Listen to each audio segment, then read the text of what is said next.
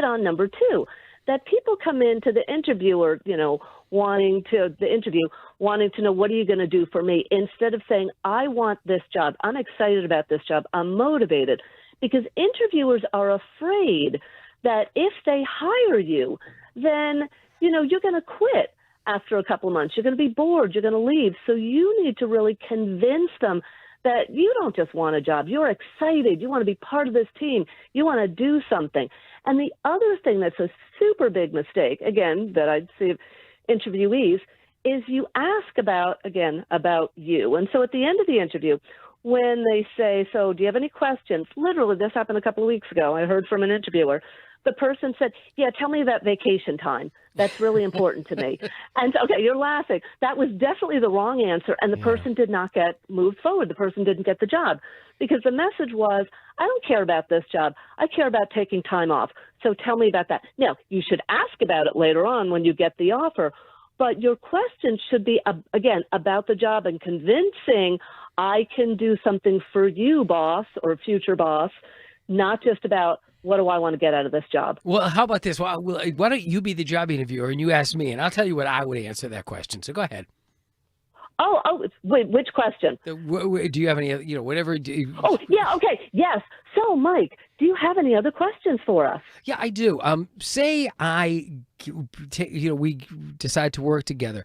Let's go a year from now. If I achieve all the goals you've set for me, if you see what I am able to deliver to the company is helping you, what else do you foresee in the future if I'm successful in the job I get? Is there room for growth in this company? Because I'm really, really interested.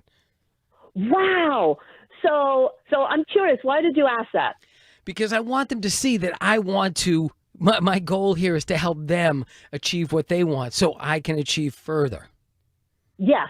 And so I love that part of it, that you're saying, first of all, when I'm there a year, so you're saying I'm not planning to quit in a couple of weeks. Yeah. And then you're saying I'm going to meet and exceed all the goals. That's great. And that helps them think that's wonderful. My only concern would be about, you sort of asked about, is there like room for a promotion or something? That actually is what I tend to hear from, let's say, younger job hunters, that how soon can I get a raise? How soon can I get a promotion? And so I would be a little concerned about that last part. I would be more about, what else can I do? Okay, rather than immediately mention promotion in a year. Let me try again. Okay. All right. So Mike, do you have any questions for us? Yeah. Okay, so let's go a year from now. 1 year from now, what would you consider a successful year of employment for me? What things that I could achieve to help you would you say would mark a successful year for me? Oh, Mike, you got the job. Okay, that was that gives me goosebumps. And if you could say that, I would hire you in a minute. And that really, it was phenomenal. Thank you. I appreciate that. One of the things, let me tell you one other one. Please. So I was interviewing somebody to be my personal assistant.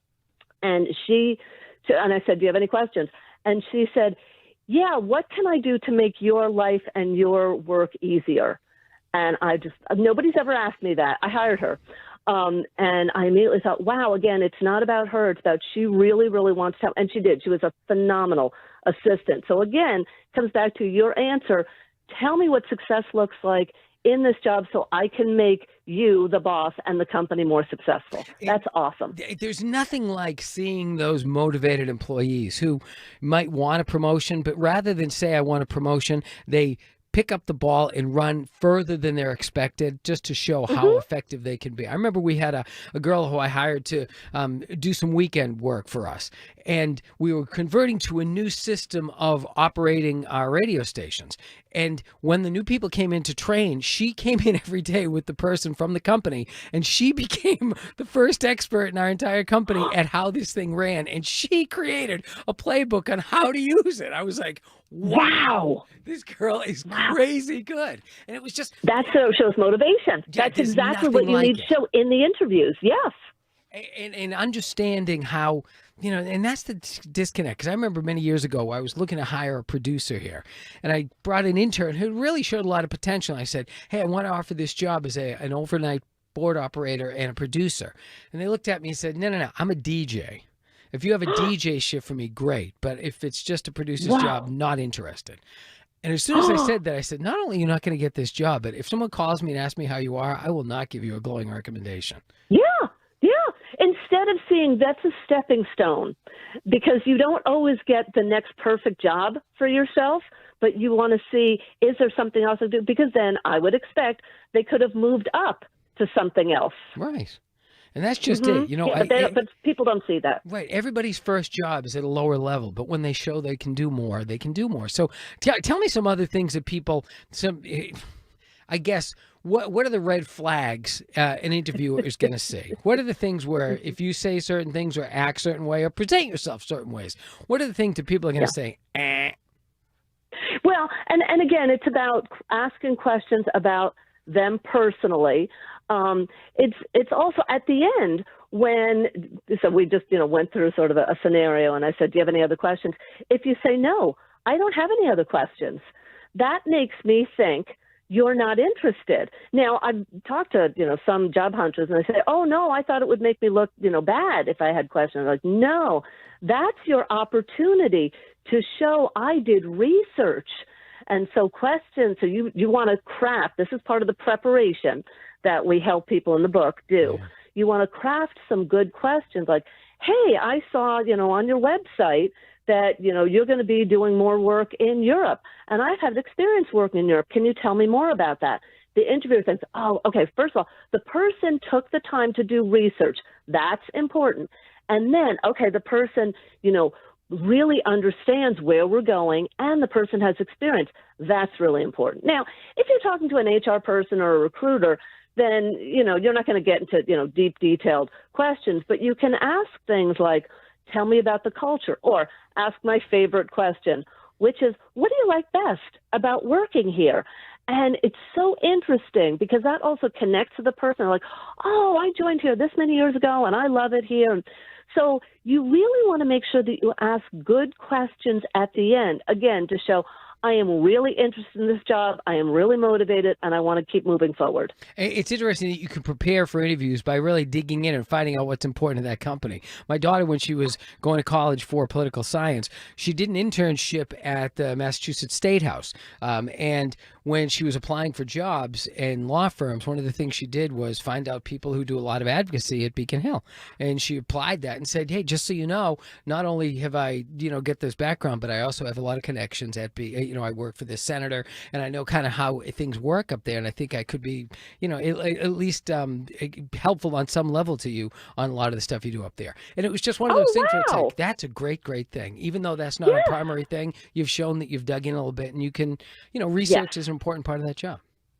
Yeah, and you showed you're interested, you showed research, and that would make a candidate like your daughter stand out from other people, and that's what's really important because they're talking to lots of different people. So how do you stand out? And again, that's part of the preparation. And a lot of books have, this is the answer, this is the right answer to this question, that question, and we don't do that because we don't think there is a right answer. What we want you to do is come up with your best answer to make it easier when you're in the interview so you don't have to memorize anything. And also, take a look at the job description. So we deconstruct job descriptions to come up with what are some possible questions. So, just a real simple example. If in the job description it says, must be detail-oriented, then you need to be prepared for questions like, tell me about a time when details were important. And so part of the preparation is pulling out some stories and some good examples that you can use that can show the person, yeah, I really am detail-oriented. That's so important. And, there are so many things that you can do on that front. But let's talk about, again, I like red flags. It's just, that's one of my favorite colors.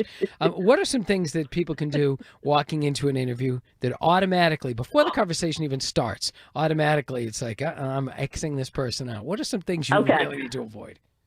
All right, you're good. So if you're actually walking into an interview, you need to be really pleasant to everybody because I know plenty of companies that they go back, the person who interviews goes back to the receptionist and says, how was that person?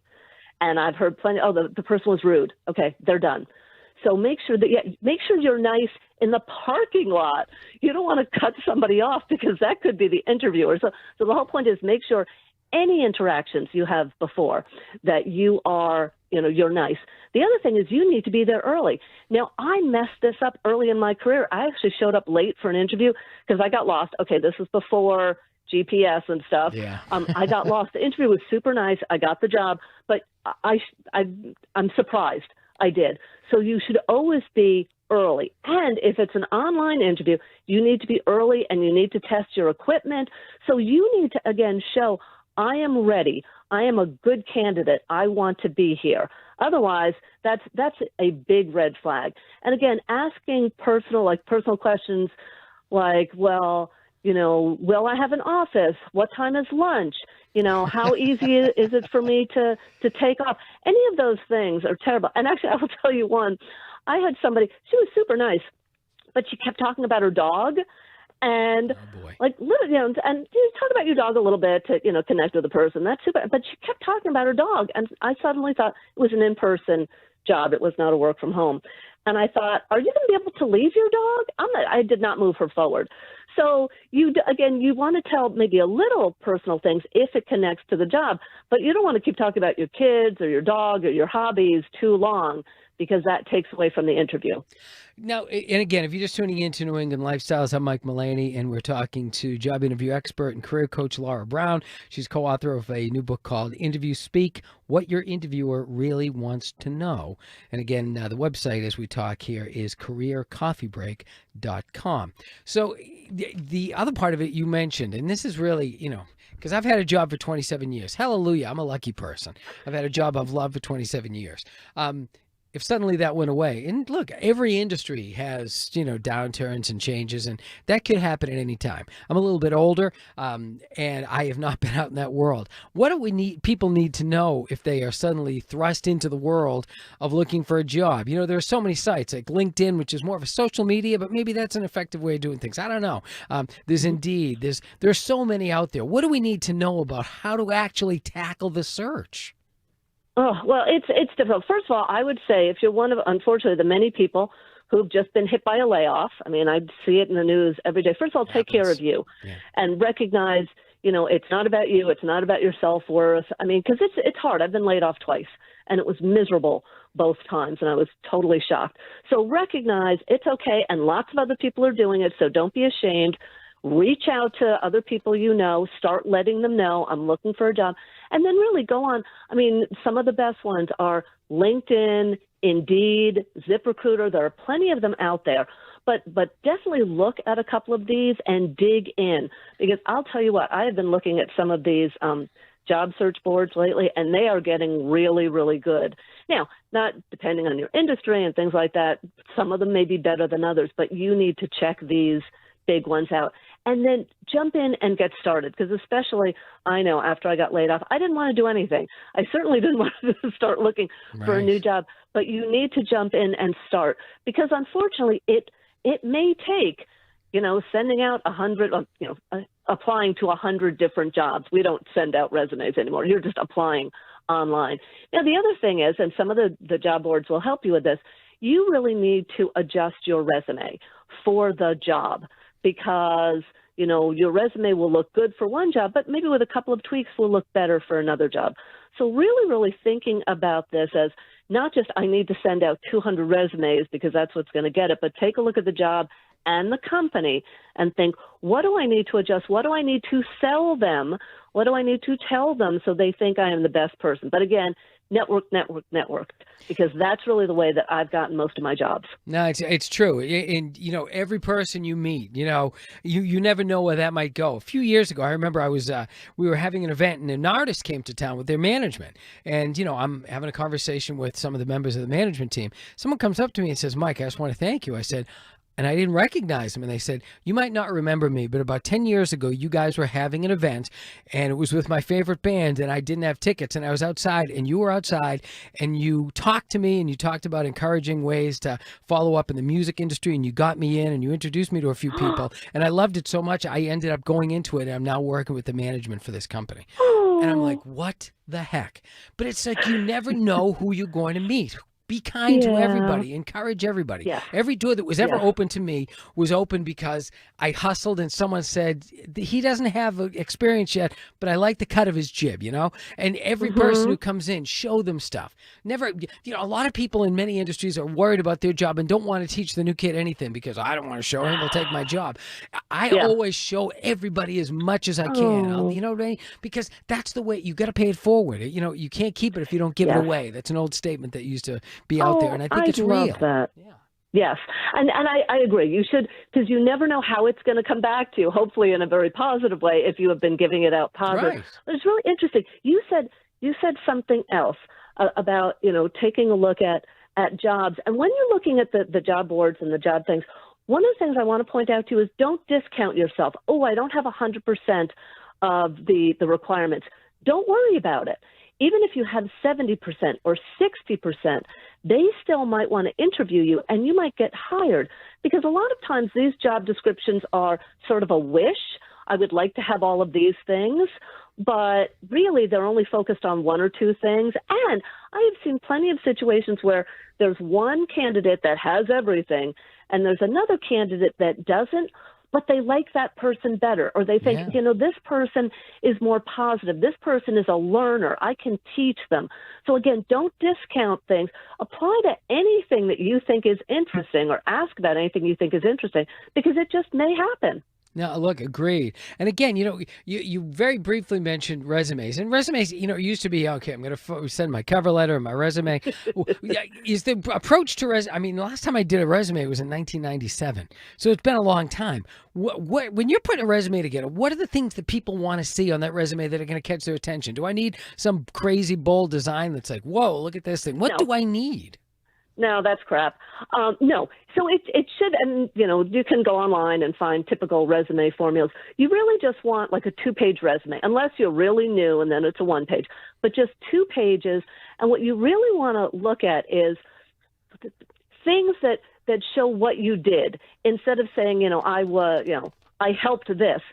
Show numbers, put in information. How did you increase sales? How did you, you know, decrease customer loss or something else? So they want to know some actual facts in there. And they don't really want fluff at the end that tells your hobbies or things like that. Again, they want to know what you actually did that will make a difference to them. That makes perfect sense. Last question I'm going to ask you about the interview process.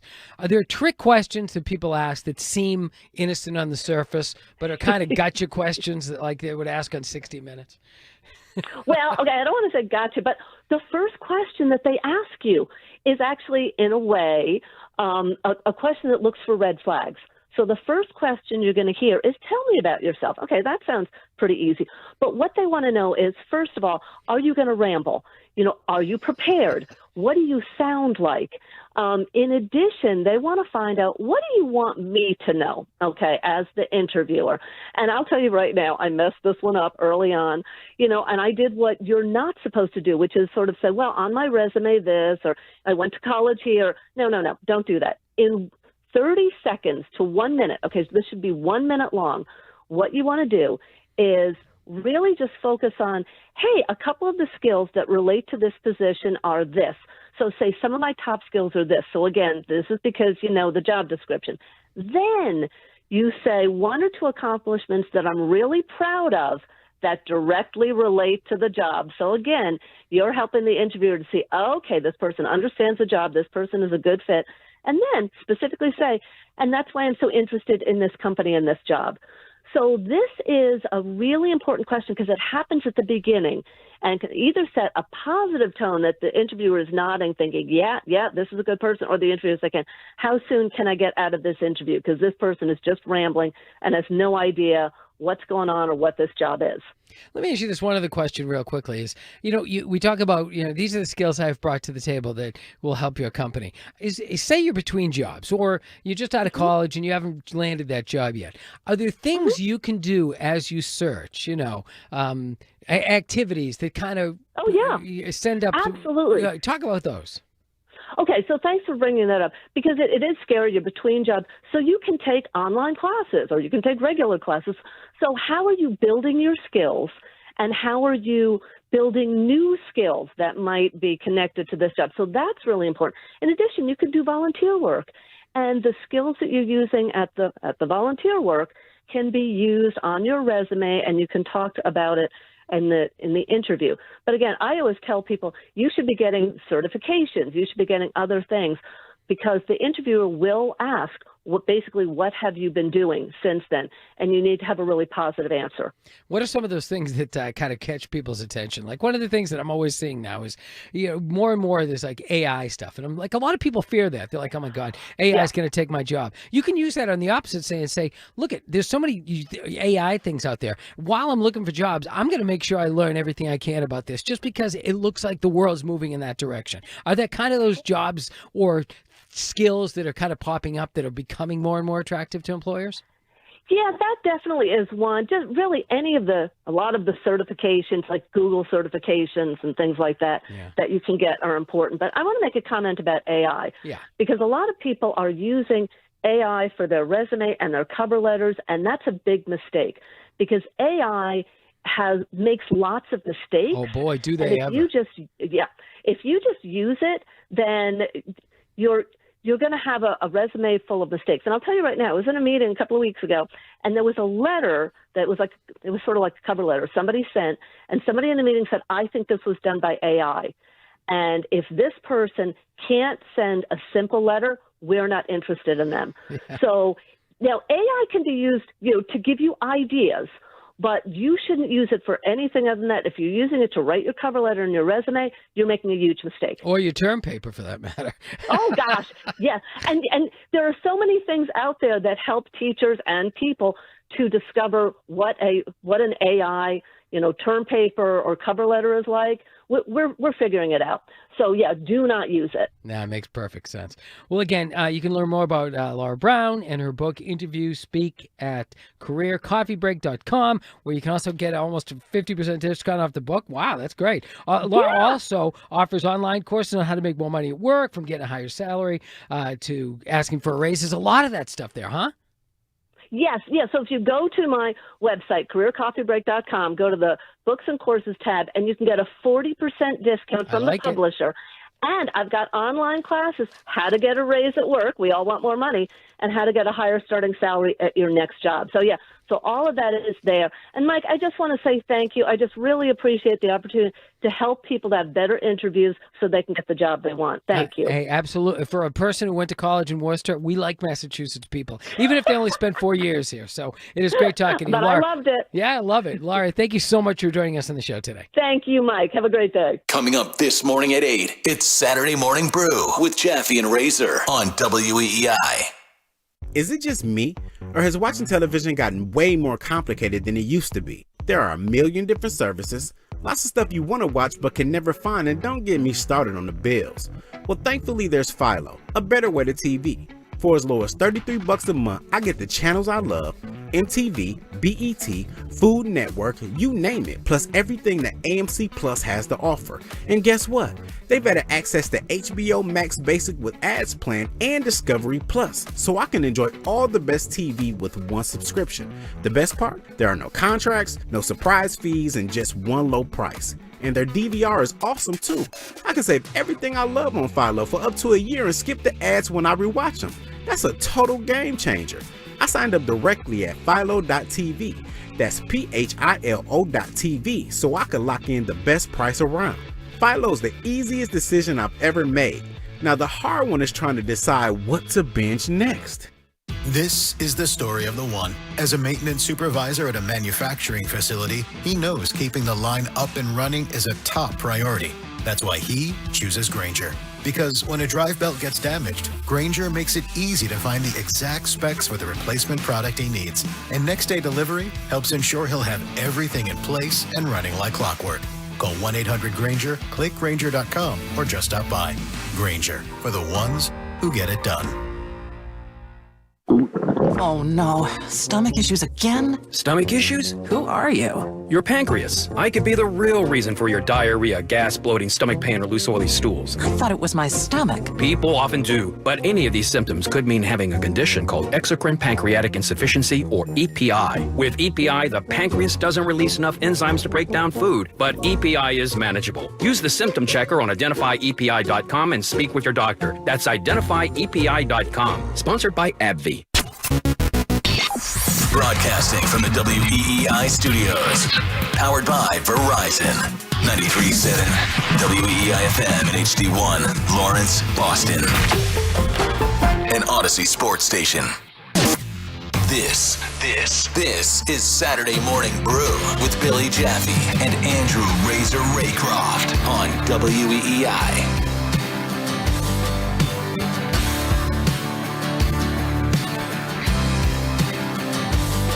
Now, sometimes things come at you fast. I will admit the Open caught me a teeny bit off guard, but that's only because, sliding into the seat just a minute or two before. It is Saturday. It's a chilly, but not cold Saturday. Are you a believer in heat turned on in the house before November 1st? I'm not. I fight it. Last year, I failed. I'm going to have to do it today, I think, because my mother-in-law, lover, is coming, and sister-in-law, and I think my wife will kill me if the heat isn't on. Mm-hmm. Where do we stand in the I'm fine with it. I'm fine with being cold in the morning. Yeah, I if it was just me, I might not have the heat on all winter, but I have no chance in my house to not turn the heat on. It just, is it already just on? Magic. Oh yeah, it magically appears on. Yeah, okay. Absolutely, it's been on. I mean, the heat's on at like it can't. It's probably the thermostat set at like 67. It's not like hot.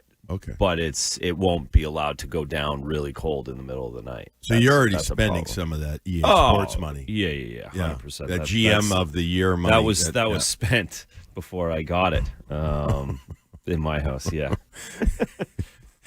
but it feels good. It does. This is the best weather time of the year. I mean, who doesn't love spring too, right? When all of a sudden 59 degrees feels warm, right? Mm-hmm. Well, now it's the opposite, but it feels great. And for us, because we're hockey guys, we love this. I love the time where you drive by a rink. I go right by Daily Rink, as you do too.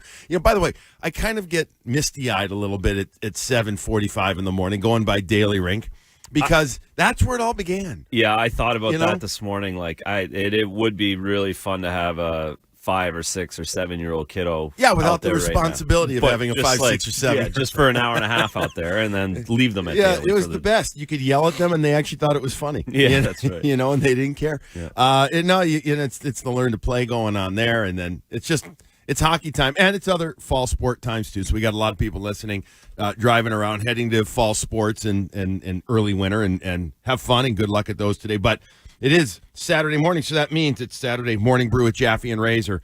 And holy smokes, how things have changed. Tough 8 days. It's been a tough 8 days. So last time we sat in these chairs and behind these mics and talked to you folks about the Boston Bruins, they were heading into a Saturday game in Colorado, then a Sunday game in Utah, and then they came back home for a Tuesday against Florida and a Thursday game as well at home against Anaheim. And the losing streak continued. 0-4. Now 0-6. On the year 3-6. How different it feels, though, and you can tell by the response or comments post-game of some of the Boston Bruins, and not very positive anymore. We had some positivity to make of it, going in to last week still. Hey, all right, tough road trip, but you're going to be all right. But after the loss to Anaheim the other night, this was what a couple of guys had to say. Letting in 6 goals, 7 in total, I'm embarrassed. We should all be. Just not being ready, I guess. I mean, it happens every game, it seems, and our coaches prepare us with everything we need for the game, and I mean, it's just embarrassing to fans, to everybody. I mean, it's just like everything's poor. This is devastating, the way we're losing these games. It's killing us. We're fighting so hard, and we just can't stop beating ourselves. It's pretty defeating right now. I mean, it's embarrassing. It's not how we want to play and how we should play. We're going to find a way to shut it down before it gets too late. I don't think anything more needs to be really said about that, but you can tell the legit angst, pissed offness, if that's a term. Hope it is now. And you got some unhappy guys there, but they got to do something about it. It's that simple. And Razor, it's momentary lapse of, I don't know, man. Well, it's defensive failure. But it isn't even more than, I mean, it isn't even more, it's this momentary loss because just in the last couple of games I just went through, I think it's the last 2 games, 3 times, partner, they've given up goals under just a couple of minutes, like 3 or 4 minutes, I think it is, since either they tied or took the lead. And we're talking late in the game stuff too, right? Like, it's not just defensive failure, it's like all area of the ice. I know it comes out as defensive, and what I mean by all area of the ice, I mean defense doesn't just start in your own zone. It's neutral zone stuff. It's, how against Florida does Verhaeghe get in on a 3-on-2, into the middle of the ice? And how against Anaheim? And I guess this is a legit, distinct defensive zone failure, but how does Troy Terry get alone in front of the net? It's crazy. They have to figure out what they are, man-on-man zone. They have to. They're not seeing it right now. But they did the first 2 games, and that is so. Okay, great comment, great lead in for this. Is that because antennas were up and they were, it's like, all kidding aside, like that little kid who's listening to everything the coach says to 100%, 110%. You know what I mean? Uh-huh. Because I want to play. I want to show them I'm listening. We had a great camp, all for one, one for all. And then 3-0 happens, and we're going to start improvising? What happens? No, I think what happens is other teams get tape of what you're doing, and they find so it's the adjustment factor. Correct. This is it. We said this at the start. We said this after 3 games. We said this is great. We said this in training camp. We said this is great. Marco Sturm has them extremely prepared. They're right on. I used the NFL analogy in this situation that the first 10 plays are scripted, and you go out there, and as a bad football team, you can go and sling it around, and then the other team makes an adjustment, and if you can't make that adjustment at halftime better than the other team, you lose games. Yep. And that's what's happened here. Teams have made adjustments. Teams have figured out where the soft areas are in the defensive zone, where pucks need to go. And the neutral zone. And the neutral zone, and how to open them up. And the Bruins players haven't adjusted back yet. What about the Bruins coaching? And the coaching staff's trying to get them to adjust back, but he hasn't figured out how to do that yet either, is my assumption. And or they are coming to the realization they have to make an adjustment. That has to be, after that Anaheim game, if they hadn't been making adjustments and saying, just keep doing what we're doing, they have to make a little bit of an adjustment and have to make sure everyone gets on the same page. Because that last goal was, you could freeze frame that within 30 seconds of that shift. Probably 25 seconds of that middle of the ice is completely open. Yeah. We have 3 forwards above the top of the circles, and it just wasn't good. And you had 3 forwards above the top of the circles, but then you also had 2 defensemen going to one corner. And even though it was McAvoy and Lowry, they had switched sides. That's going to happen. Lowry was the closer one to, is it Nestorenko? Forgive me. Okay, yeah. Yep. But then McAvoy was, instead of 8 feet away, layering and taking her 6 feet away, watching middle ice, net front. He had gotten too close. He was about 2 feet away. You could actually see him almost push low right, meaning like towards that guy to close. But by that time, the puck was through the feet of not one but 2 defenders, and Troy Terry standing in front of the net with a one-on-one with Korpisalo. Yeah, and the question is whose guy is that? I think they had that question on the ice. I have that question for who is that guy? Technically, if it's man-on-man, it's McAvoy's. Because was Lowry supposed to switch like he did, or was Lowry switching too late? I would tell you, okay, all valid questions. I would say though, but D zone low, unless I'm missing something, is more of a zone. So whoever's closest to that zone covers that zone. Yeah. But so again, like there's tons of rules to this, right? And that we're talking like I'm not telling you something you don't know. There's tons of rules within these. Like McAvoy goes up with the guy, and it was the bad bounce that blew everything up off the bench.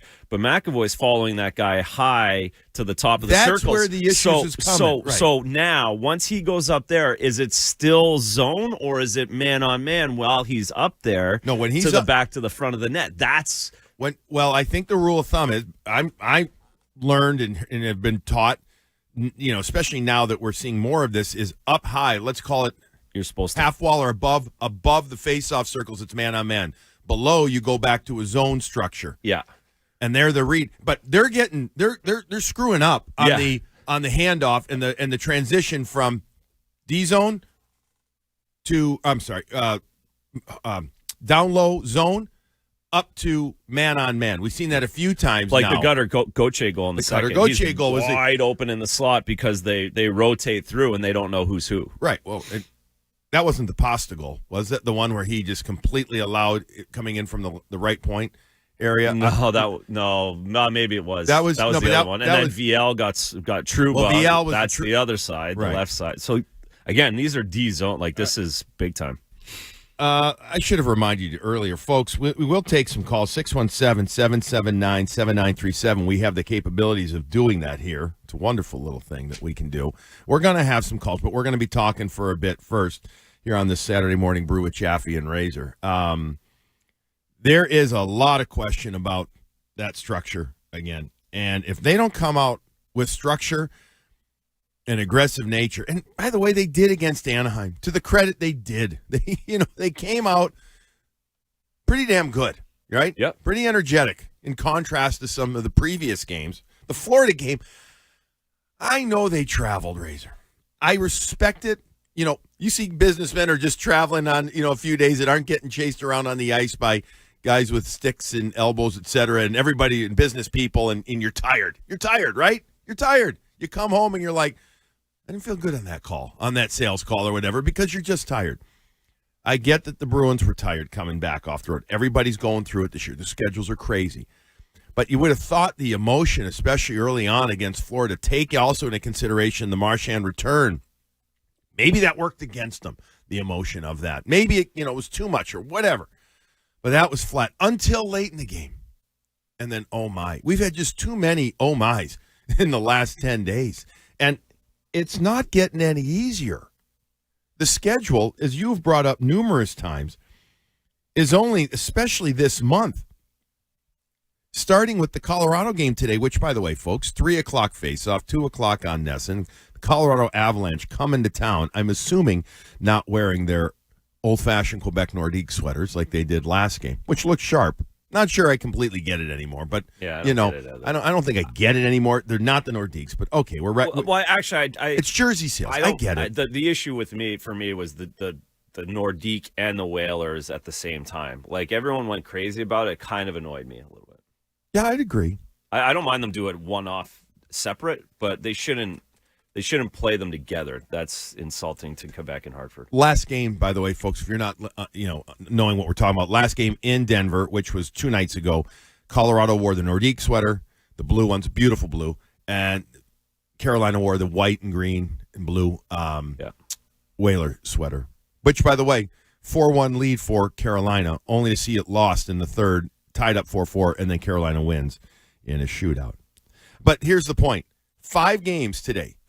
Today starts another 5 games in 8 days, and it's actually less than 8 days because we have the matinee, and then we have a matinee next Saturday again against the aforementioned Carolina, don't call me Hartford Whalers. Or call me Hartford if you want to. Yeah, 8 and 12? Is that what we're dealing with right now? I'm just double checking. It's either 8 and 12, 8 and 13. Technically 13, but it's 8 and 12. 8 and 12, 8 and 13 technically. That's nuts. It's with the West Coast swing dropped in there, and the problem is that's what you say. Man, how fast did this happen? It did happen. It happened in 8 days. Right. It's very hard to lose 5 games in 8 days because it's very hard to play 5 games, let alone lose them all. Right, with travel and everything. So this has happened really quickly. Again, typically for a team that's trying to make adjustments, trying to figure out their game. typically they would have 3 games in these 8 days and have some practice time to do it.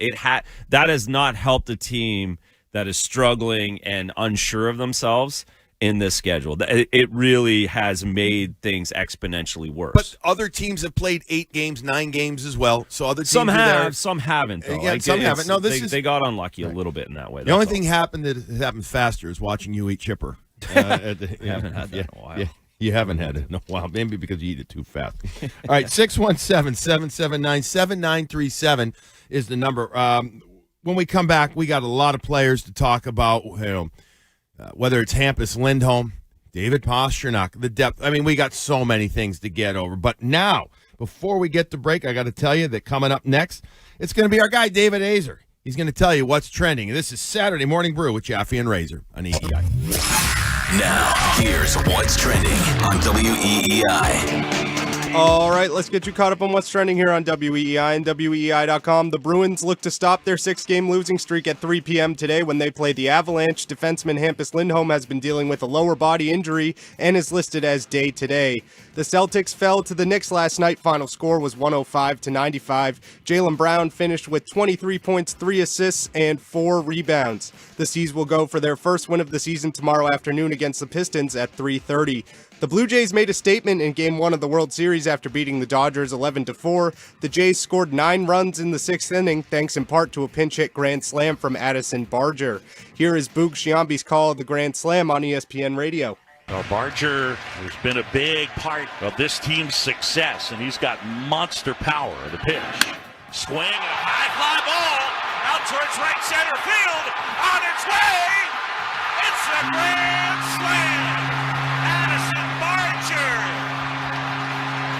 And the Blue Jays have blown it open. Game 2 is tonight at 8 p.m. Yoshinobu Yamamoto will be on the mound for the Dodgers against Kevin Gausman and the Blue Jays. Jason Varitek and the Red Sox are reportedly nearing completion on a new multi-year contract. Varitek has been on the Red Sox coaching staff since 2021. Boston College football is preparing to face Louisville at 7:30. You can hear the call of the game right here on 93.7 WEEI. Coverage begins at 7 p.m. The Eagles are 1-6 so far this season. The Patriots go for their 4th straight win at 1 p.m. tomorrow afternoon against the Browns. Safety Kyle Duggar is listed as questionable with a knee injury. I'm David Azer. That's what's trending now on WEEI and WEEI.com. 93.7 WEEI. Best sports city in the world, Boston. New England sports original.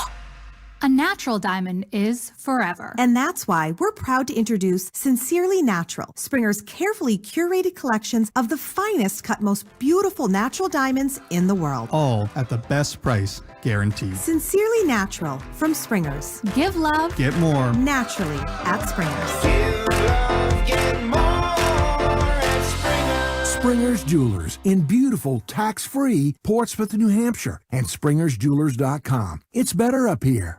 99 cents, 99 cents. The sale is on now, just 99 cents. The 99-cent produce sale is back at Shaw's and Star Market. Today through Thursday, pick up fresh produce for just 99 cents by the each or by the pound. Like navel oranges, hothouse cucumbers, peppers, squash, toad apples, pie pumpkins. So many items for just 99 cents by the each or by the pound. Shaw's and Star Market, perfecting the art of fresh. Hi, it's Scott McFarlane. This winter, reduce your carbon footprint by switching to McFarlane Energy's cleaner burning bioheat fuel and enjoy a greener home at no extra cost. For new customers, we're offering great incentives like $500 off any heating system installation, free service for 2 years when you sign up for automatic heating oil delivery, plus heat your home this winter for as little as $300 a month with our budget plans. Enhance your home's efficiency while promoting a cleaner environment at McFarlaneEnergy.com. Now at McDonald's, wake up with a warm sausage McMuffin with egg for $3 and add your favorite any size iced coffee in caramel, black, or French vanilla for just $1.29 during breakfast hours only. Price of participation may vary. You have a large sum of cash and it's not earning interest. Then start making money with your money. Open an Elite Money Market account at Eagle Bank. Maintain a minimum daily balance in Eagle Bank's Elite Money Market and earn 4.25% annual percentage yield.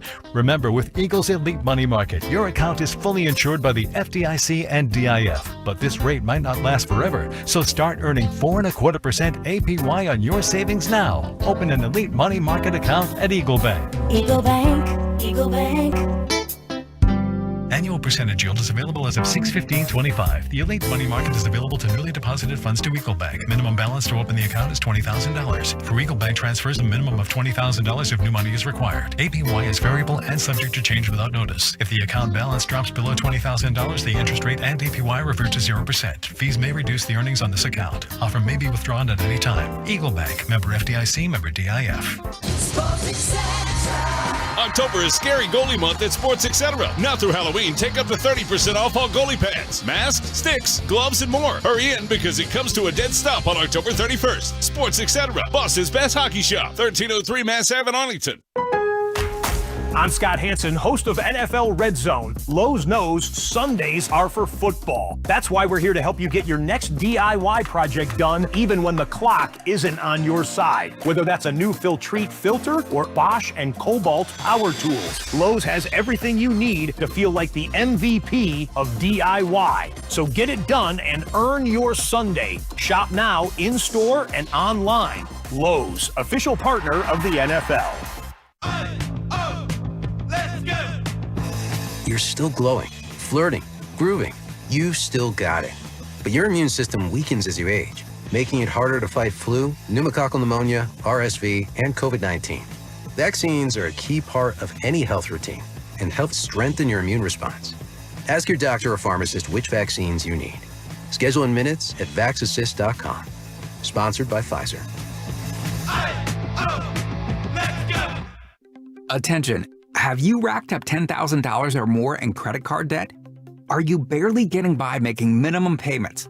With credit card debt reaching all-time highs, National Debt Relief is notifying consumers about significant debt relief options currently being made available to help those with overwhelming credit card debt. These options may reduce a large portion of credit card debt for those who qualify. You don't need to declare bankruptcy or take out a consolidation loan, and you may only have to pay back a fraction of what you owe, even if you have bad credit. National Debt Relief has already reduced the credit card debt for more than 550,000 consumers. So don't wait. If you owe $10,000, $20,000, or even $100,000 in credit card debt, you can now take advantage of this financial debt relief as the cost of living continues to skyrocket. To check what debt reduction you may qualify for, call 800-207-4545. That's 800-207-4545. Once again, that's 800-207-4545. We continue with Saturday Morning Brew, hosted by Billy Jaffe and Andrew Razor Raycroft on WEEI.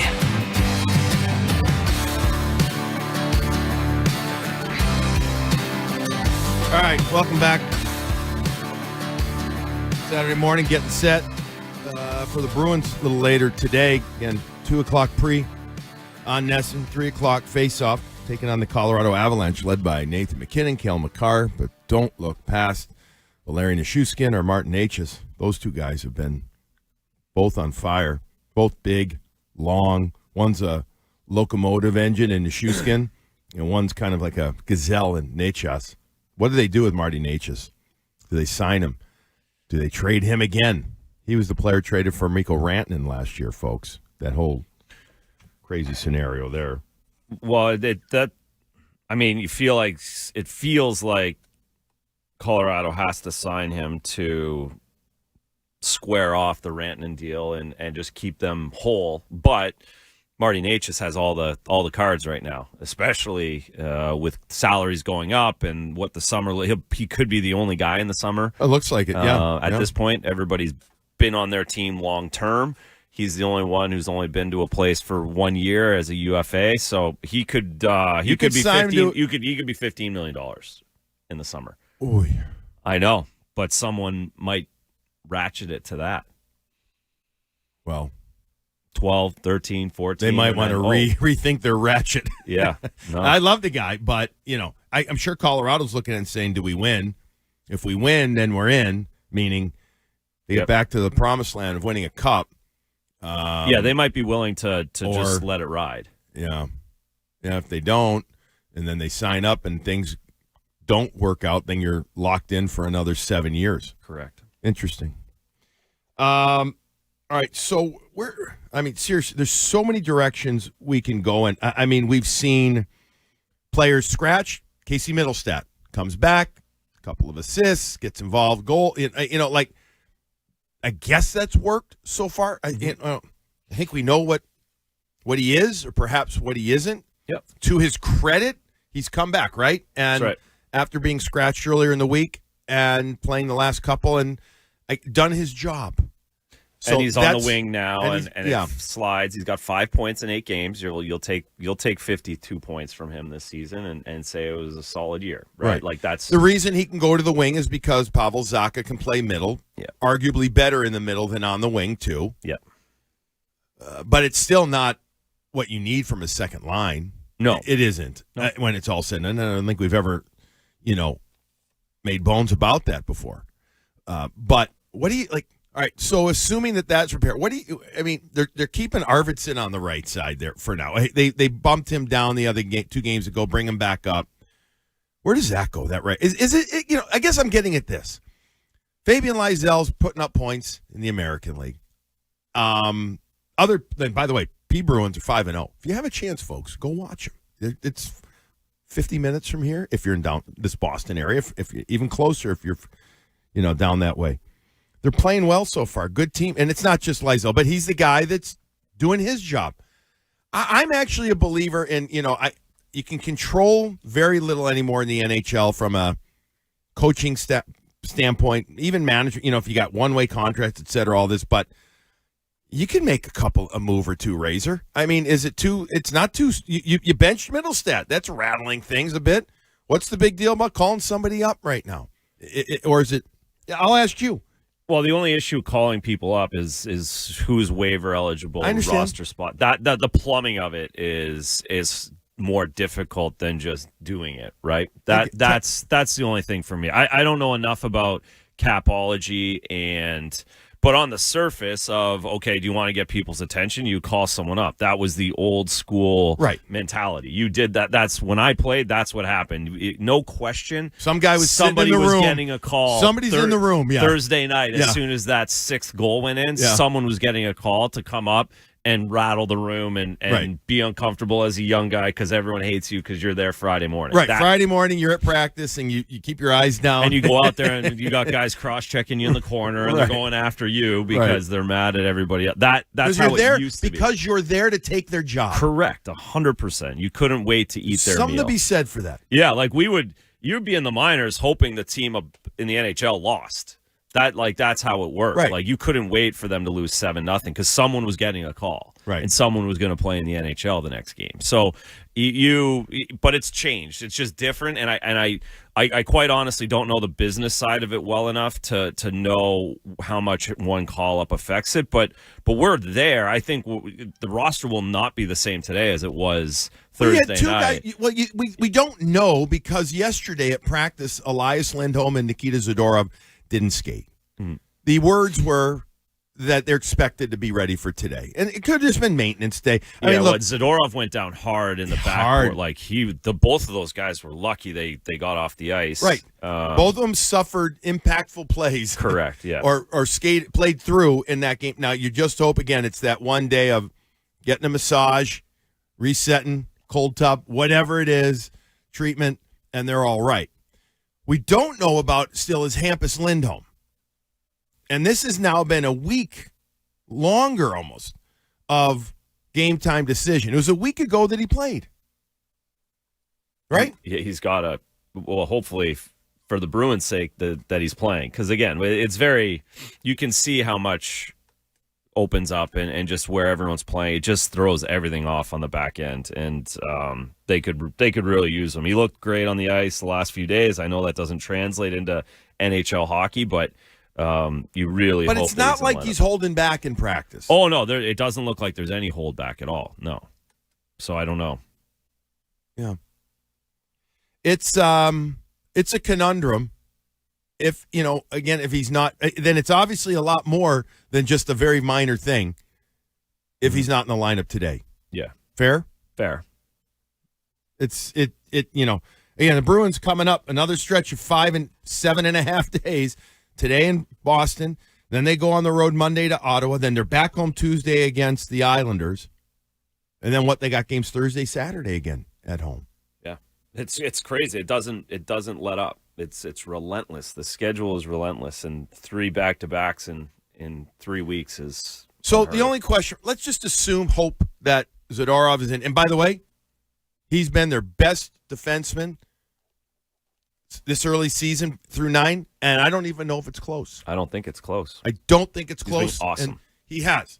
Yep. To his credit, he has reimagined or reset himself since a very difficult and he didn't help himself the first part of last season, but the second half and then early on here he has reset, and you're seeing out of Nikita Zadorov what people saw many years ago when he was a first-round pick of the Buffalo Sabres, but then there's been a couple of times throughout his career where people would say that's what we need, and so he get traded again. It's not like he's only been on one team. He's been, 5 teams now, I believe. So you're seeing that, we're seeing what we saw with Vancouver in the playoffs, a year ago. Yep, that's what it is. Him rushing, him being offensive, and then just not taking penalties and closing guys out. And crushing guys. Yeah. Hammering. So he's been great. So let's assume he's in, and let's assume that Elias is in. Okay? We don't know about Hampus, but you got Husnudinov, who was out, and Beecher that was out last game. Both left shots. Husnudinov, I guess, can play the offside. He can, we've seen a little bit of that. But those are your only moves. But, I'm looking at a second line that needs to become, and they have a few times. They've scored, though. They've scored. I know. I know that's not like, I know what you're saying, but they have scored. That's like, this is all. But can they defend? How much is this? And I'm not trying to discredit them. They're scoring goals. They put up a 6 spot against against Vegas. It was 5 there. 5 there, 5 against Anaheim. Yeah. What else am I forgetting? They've put up 4 and 5 numerous times. My point is, but the scoring's only going to get tougher. It's just you talk about video and everybody's seeing it, but it's the structure. I don't know if I'll contradict myself here. I don't know if Fabian Lysel's going to help you with your D zone structure. Yeah. But it does make a statement if you bring up somebody, and it might not work. I get it. But I think it's getting late very early for this team. And by the way, we talked about making playoffs would be the high end for this team. High end when the season began, right? We didn't sit here and say, they're this and that. It would be everything had to go right. So I'm not sitting there pining for the playoffs because then you just kind of get caught in the middle. But I'm pining for just something different because Marco Sturm has said it a few times. There's not enough guys on the bus. Mm-hmm. So there has to be some change. No, and 6 losses is just, like that's not competitive. That's the issue too. Even though they have been in all these 5 1-goal games basically, but it's the competitiveness and the fact that you've lost 6 in a row. That's what creates all this urgency and chaos. So last game, post game, Marco Sturm had this to say though. It's first of all, it's early in the year. There's a roster limit I have, not too many changes will be made. You can tweak a few things, but that's about it. So I'm confident enough that this is the guys we can get, or we got to get out of it. But I don't think too many changes can be made. Let's be honest, right? So the guys in here, including me, the guys in this room, we have to fix it. We can't control anything else. Okay, we get that. However, that was I thought kind of a interesting comment, as well, because does that rule out a call up? I don't know if that does. Maybe it rules it out for now, Razor. But, you take it as if to say, we're limited in many ways. Am I missing anything on that? No, I don't. I mean, I guess it depends on the question, but I think it was more directed. Like, are you going to call? No, we're not calling anybody up because it's early in the season, and the NHL doesn't work like that. I have to get these guys that we have to figure this out. That's what I heard through that, and whether they're getting it or not right now is on me to make it better. Long meeting, I'm told yesterday. Right? They didn't get on the ice till like 11:25 or so. Really? Yeah. Fun. Yeah, they didn't. I wasn't able to make practice yesterday. My apologies, but it was about, I think it was 25, maybe even a few minutes past that, where they finally came out onto the ice. So meeting must have been a lot of video. Yeah, an awful lot. But they were doing this, like, from top to bottom, from top guys to the guys on the scratches. They were all doing things early in the season. By the way, and nobody's immune to this, partner. Pastrnak, we applauded him. We lauded him. He was phenomenal first handful of games. We've started to see kind of, a little, the other night on the goal where he's along the wall and then he loses his guy coming in from the right point, and he hasn't been as physical, nowhere right as he was the first few games. So it's not just we're saying it's just the muckers and grind. It's the entire team that has gone to a different space. That's right. They've taken some shortcuts, and it's cost them. They haven't got consistent performance really from anybody. Shift over shift over shift outside of that fourth line, and even the fourth line struggled a little bit last game more than they had before that. I wouldn't say, which is interesting given that they've played against better teams. Yes, Anaheim posed problems for them. Yeah. So yeah, it has to be. The NHL is all about consistency. It's all about rolling over lines. It's all about playing the same way for 82 games as much as possible, and unfortunately the Bruins haven't been able to do that within 60 minutes, let alone game to game, and that's why they're losing by a goal each of these games. On Saturday mornings, we can take calls 617-779-7937. We'll take one right now as we get close to being at the bottom of this segment. It's Maria in Watertown. Maria, good morning. Oh, good morning. What a depressing start to the season, fellas. But what a good show, right? That's what you meant to say. Right. No, you guys are always a good listen, no matter what platform you're on, and I appreciate it. So just a comment and then a couple of questions. The comments from Marco Stern, my interpretation is it sounds like his hands are tied. I don't know if it's a management directive, but it seems like we're going to try and persevere with the lineup that we have. And maybe they're deciding to keep guys in the American League longer than they have. And maybe that's something that they just say it's short-term, so to speak, pain, so to speak, for longer-term game for some of these guys. Maybe not, but sorry, go ahead. So with that being said, where is the problem? Player buy-in? Is the message not getting through? And a couple of questions. What have you guys thought of Charlie McAvoy's game to start the season? Because I am not impressed. And did the Bruins make a mistake having Lindholm play that one game on the road? Because all we heard all off-season was how crucial and critical this player was going to be to this defensive structure. And I don't think anyone in the league, anyone, is afraid to play the Boston Bruins right now. Thanks for the call, Maria. Let's start with the Hampus Lindholm scenario. Player tells you they're good to go. They're good to go. Yeah. This is not related to last year's injury. Now, the body, in theory, I guess, resetting to NHL speed, physicality, etc., something else. But this is a guy who he worked his ass off all summer. I mean, he trained hard, played hard early in the season too. I don't think for him. I don't think so. He says he's okay, so maybe that's why it feels like there's a little. We're going to be super, super, super sure that he's ready to go next time. I guess, but yeah, they need him back. And I don't disagree with Maria. Teams don't look. Although I will tell you this. I will say this. I'm going to disagree with her a little bit.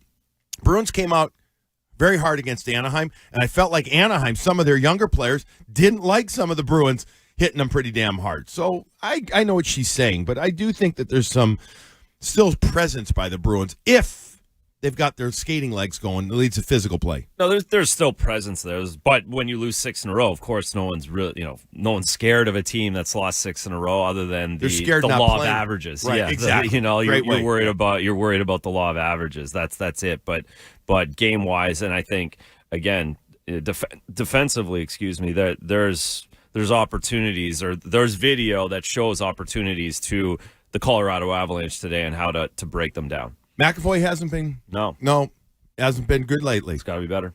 It's got to be a lot better. We saw a few times, again, like the rest of the team, where we saw him early on taking control of shifts, moving feet, moving puck.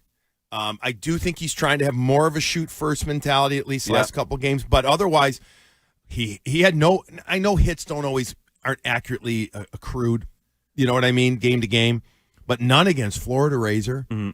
And despite the fact he's playing 25, 26, 27 minutes, they still need that. Yeah, well, I think there's a part of that where he's trying to pace a little bit with the hitting. Like I don't think he's a 27-minute guy. No, I agree. I just don't think he is. It works much better when he's 21, 22. There's just he's able to go and chase and be more physical and get on his horse more than at the 27-minute mark. It's just hard for him. All right, coming up after this break, we're going to talk. I went to the BC game last night. Oh, really? And I saw some of the Bruins prospects. We'll talk that. Denver. Yeah, big game. We'll talk about that. I want to talk about a little fighting that's been going on, too. This is Saturday Morning Brew with Chaffee and Razor on EEI. The exclusive home for Patriots Monday and Friday. The colors are silver, blue, and red. WEEI. New England Sports Original.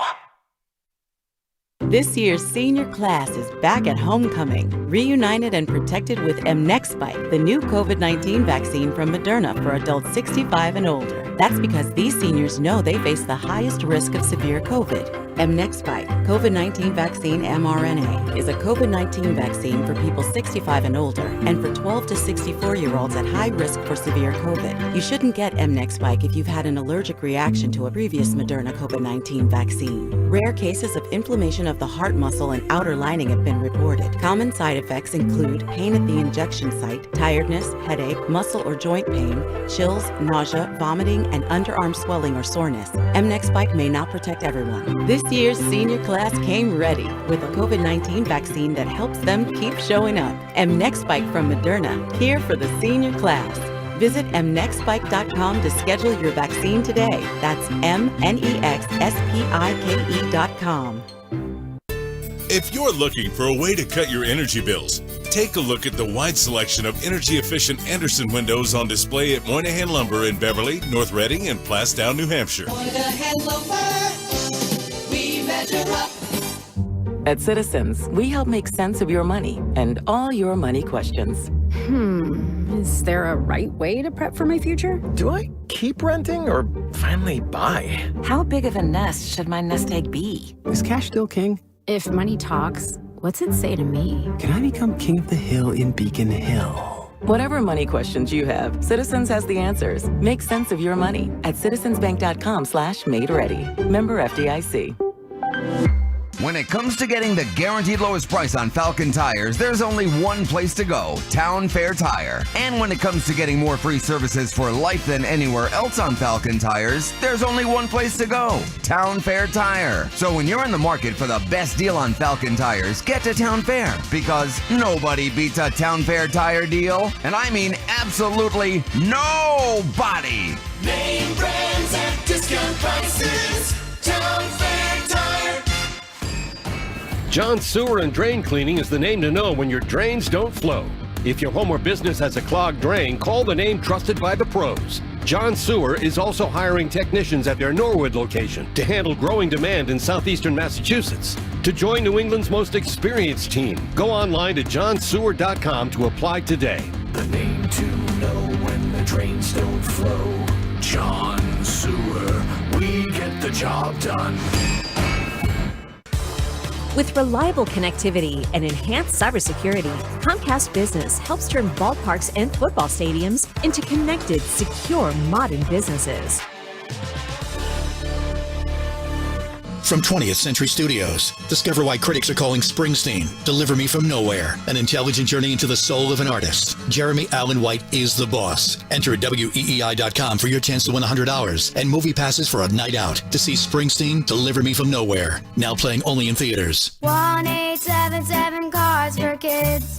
KARS Cards for Kids. Ready to get rid of that old car? Donate it to Cars for Kids. Call 1-877-CARS-FOR-KIDS to reach a friendly live agent. Donation's super easy, and your car can be picked up as soon as tomorrow. Call us now, 1-877-CARS-FOR-KIDS. 1-877 Cars for Kids.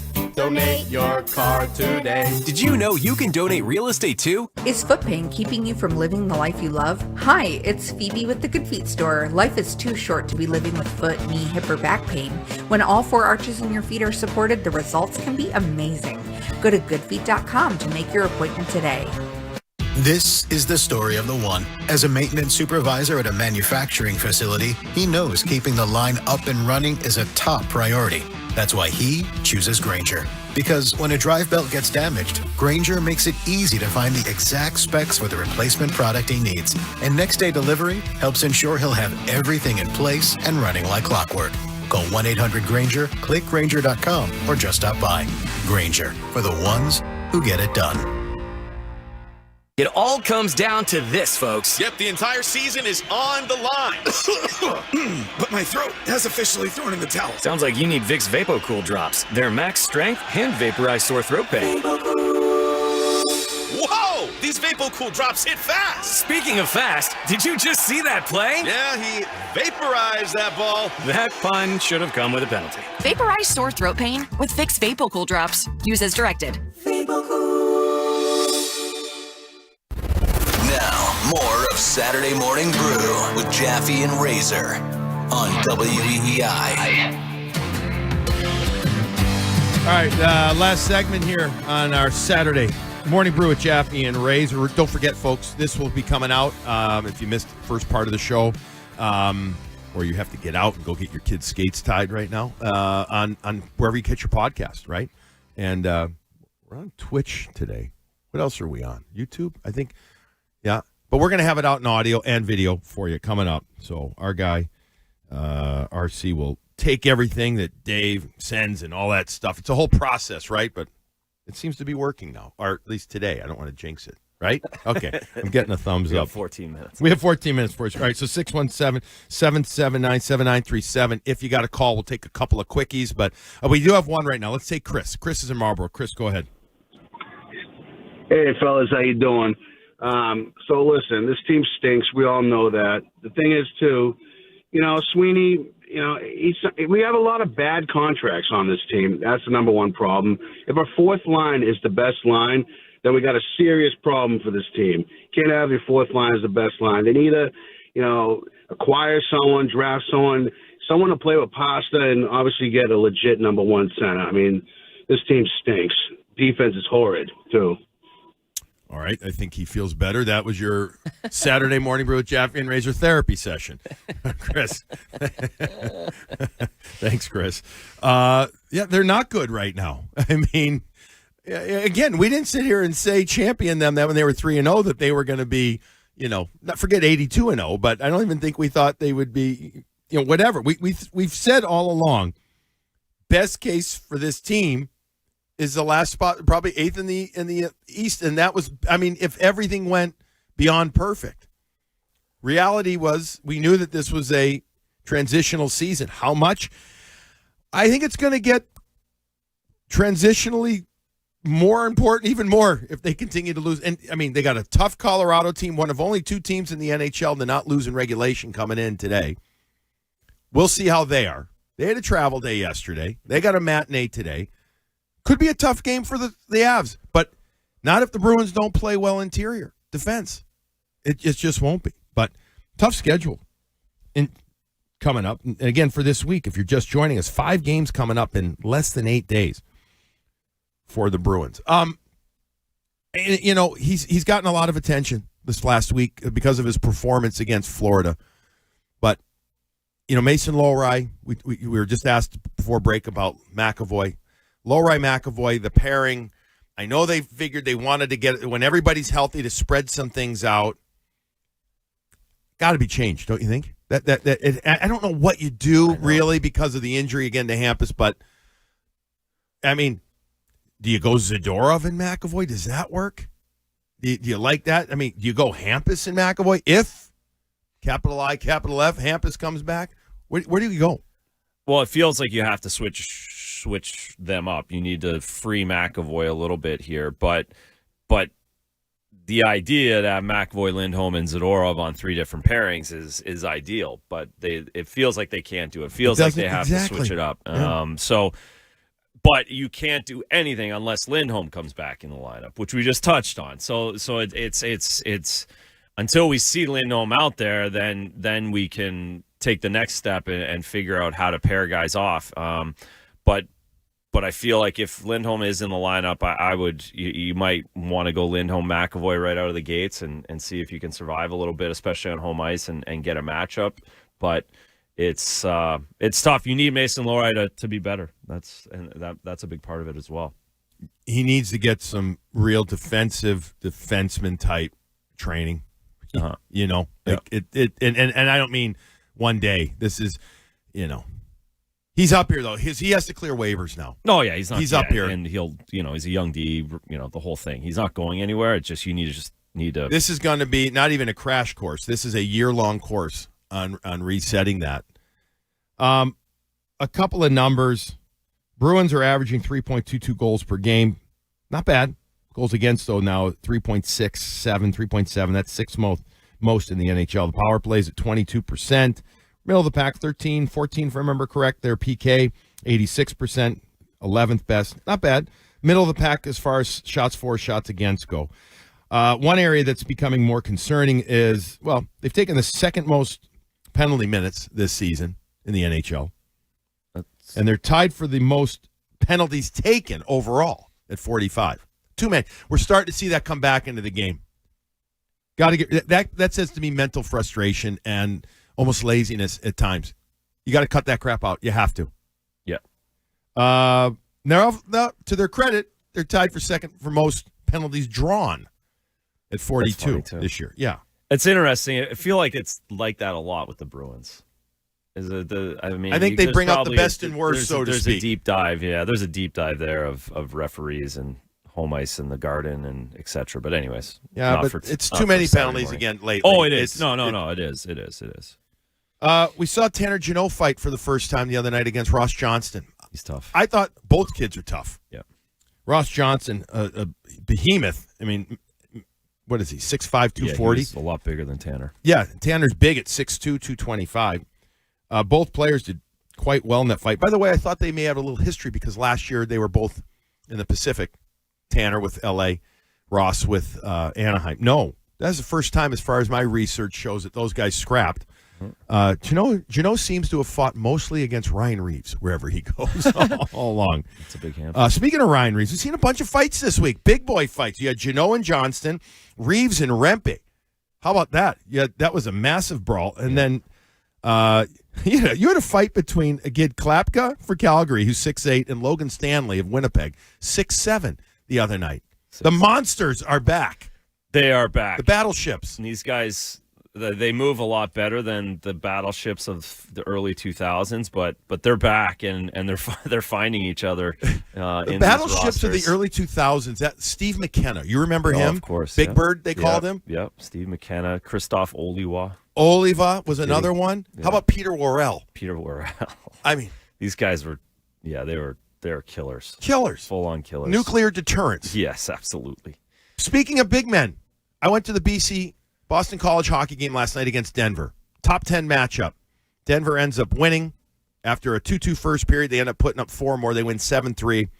They made it look not easy, but they took over second and third period. BC has some issues, you can tell. But Dean Letourneau, Bruins first-round pick a couple of years back, metamorphosis. He's become a butterfly. I thought best forward by far on the now. And don't get me wrong, I thought there was a couple of others that BC had that looked pretty good, but you couldn't not notice him in the first period alone. I don't know. I think he only had maybe 2 on net, but he had 5 legit touches. Dean Letourneau, looking much better, Razor. That was, if I'm a BC fan or a Bruins fan, that's the most positive thing I took out of the game last night. Andre Gasso, who I like, senior captain, opportunity, scored a goal. But Letourneau, to me, the point worth making, much better. Great news. That's huge news for everyone involved, especially Dean, who really shouldn't have been in college hockey last year. Should not. We had talked about that so much, and everyone looked at the no goals, no assists, but he just shouldn't have been there last season. The jump that he made was like nobody's ever made in hockey, and fortunately that he's got off to the good start, and that's great news to hear that. Memory, especially for you who has a keen eye to say that he's doing the right things. He's doing much more of the right things. He's involved in the middle. I think it's a 4-game streak for him. Point streak. And by the way, Hagen's also with a very nice goal. Very nice goal. But I noticed Letourneau the most. All right. That's going to wrap up this Saturday Morning Brew with Chaffee and Razor. Again, this will come out on pod form, so if you missed any of it, wherever you get your pod, check it out. We're going to have it out in just a couple of hours. Bruins have a 2 o'clock pregame, a NESN 3 o'clock face-off game against the Colorado Avalanche today. Razor and I will be back with you next. I think we have remote Razor next week. Yeah, next week's remote.